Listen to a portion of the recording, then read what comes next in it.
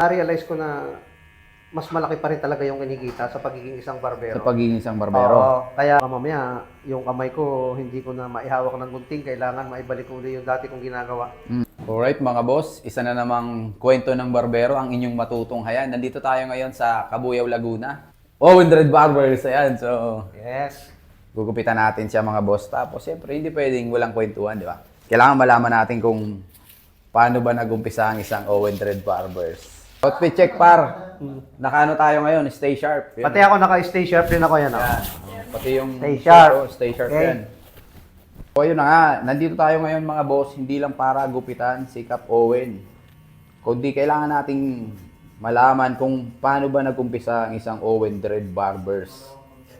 So, yung Owen Dread Barbers, nag-umpisa yan 2014. Ang unang pangalan ng barbershop ko is